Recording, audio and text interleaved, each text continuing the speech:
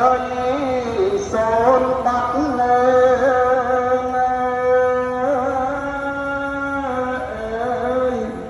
ថ្ងៃណាបានជួប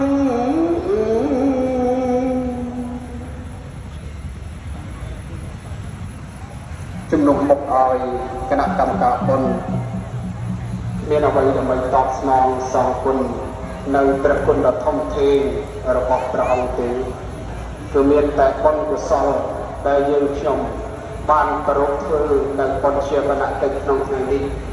សូមឧទ្ទិសថ្វាយប្រគេនដល់ព្រះអង្គសូមបុព្វកម្មទាំងនេះ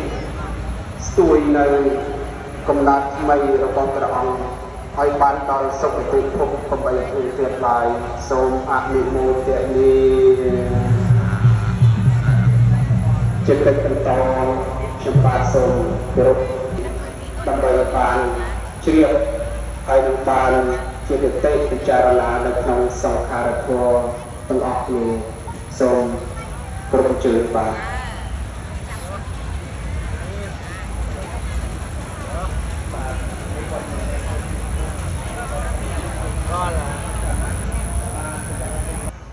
រាយនា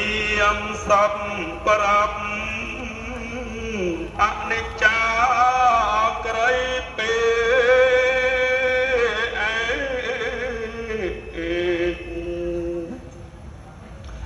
ជូនអង្គពេញធីស្ដាប់គួសង្វេ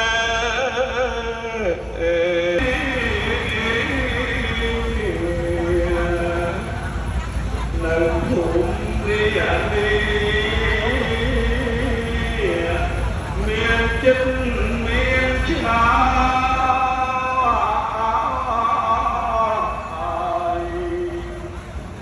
បាត់នៅក្រុមកត់គោក្រស័យពៀនកាយអ៊ុំតារា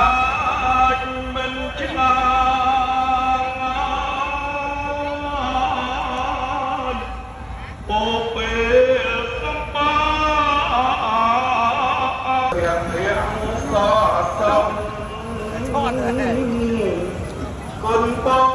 រិស័ទស្អាតព្រះនាមនាំនេះ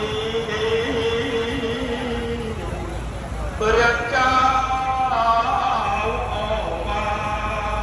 ទនៃវត្តប្រាសាទទី